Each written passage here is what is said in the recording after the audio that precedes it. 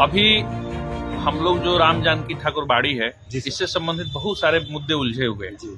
खास करके जो रेंट से संबंधित जो मामला है वह ज़्यादा दिखाई दे रहा है कि जो गुदड़ी के हैं दुकानदार, वो जो शॉपकीपर जिन्होंने दुकान खोल रखा है वो, और जो खेती कर रहे हैं अलग अलग जो है अलग अलग पट्टे में जो है अलग अलग लोग जो है बिना किसी रेंट के जो है खेती के लिए लगे हुए हैं। तो इन सारे लोगों से कैसे जो है रेंट की वसूली और राजस्व की वसूली की जाए, इस पर जो है आज चर्चा की गई है। इसमें हम लोगों ने डिसीजन लिया है, जो कि प्रोसीडिंग का पार्ट होकर जल्द ही आप लोगों के पास जाएगा, कि अभी सबसे पहले तत्काल प्रथम निर्णय यह है कि अभी खेती का सीजन स्टार्ट हो गया, आजकल में खेती होने वाला है। तो जितना भी प्लॉट जो हमारे अभी संज्ञान में है उन पर जो है सभी में नोटिस हम लोग कर रहे हैं कि जो लोग भी खेती कर रहे हैं वो रेंट चुका दें। साल भर के लिए, एक फसल के लिए, 2 फसल के लिए, वो अनुबंध के शर्तों में सम्मिलित हो जाएगा। और तत्काल जो है वो खेती करें, लेकिन वो पैसा चुकाएं, मालगुजारी के रूप में दें और हमारे साथ अनुबंध करेंगे तभी खेती करेंगे, और नहीं करेंगे तो प्रशासन जो है उनका खेत जब्त कर लेगा और दूसरे किसी को लोग बलपूर्वक दे देंगे। जी सर, ठाकुरबाड़ी के मतलब जमीन में जो दुकान वगैरह चलता है उसके बारे में क्या? उसके बारे में भी हम लोग निर्णय ले रहे हैं, लेकिन सबसे प्रथम प्राथमिकता तो अभी तो तत्काल यह है कि हम लोग जितना लोग खेती कर रहा है, क्योंकि उसमें पैसे की वसूली सबसे जरूरी है, वो तत्काल वसूली करनी होगी।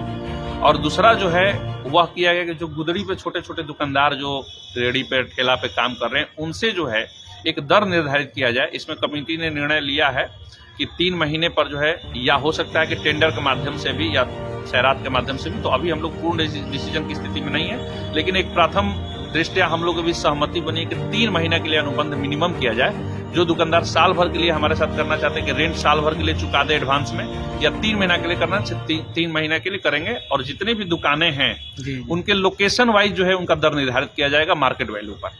यदि फ्रंट पर दुकानें जो है मेन रोड पर है NH 122B पे, तो उनका दर कुछ रहेगा, यदि गलियों में है तो उनका दर कुछ और रहेगा, और वो मार्केट वैल्यू के साथ जो है कंपीटेंट को इसके लिए, और किसी भी तरह का सबलेटिंग नहीं होगा। इसमें ये ध्यान देना है कि हम लोग जो भी दुकानदार जो वहाँ दुकानदारी कर रहे हैं उन्हीं के साथ हम लोग अनुबंध करेंगे।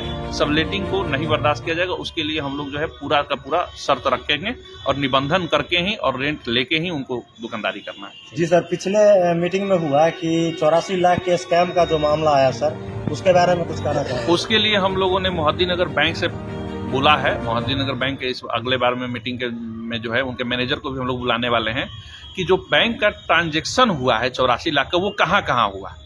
दूसरा चीज, उस बैंक का स्टेटमेंट चाहिए। तीसरा चीज कि पैसा निकालने वाला शख्स कौन था, क्या वो ऑथराइज था, यदि ऑथराइज था तो वो पैसा कहाँ दिया, ये पूरा इन्वेस्टिगेशन का मामला है। तो पहले बैंक से हमको एक स्पष्ट स्थिति स्पष्ट हो जाए कि पैसा गया कहाँ, और यदि जैसे ही स्पष्ट होता है तो मैंने पिछले मीटिंग में भी बोला था कि जो लोग भी पैसा लिए हैं उनको 1-1 रुपए का हिसाब देना पड़ेगा, और वो बिहाइंड द बार जो हैं बहुत जल्दी होंगे। हम लोग उनके ऊपर कोएर्सिव एक्शन लेंगे और पनिश करके ही छोड़ेंगे। किसी भी व्यक्ति को जो राम जानकी ठाकुर बाड़ी का 1 भी रुपया रखा है तो उसको हम लोग चैन से नहीं रखेंगे।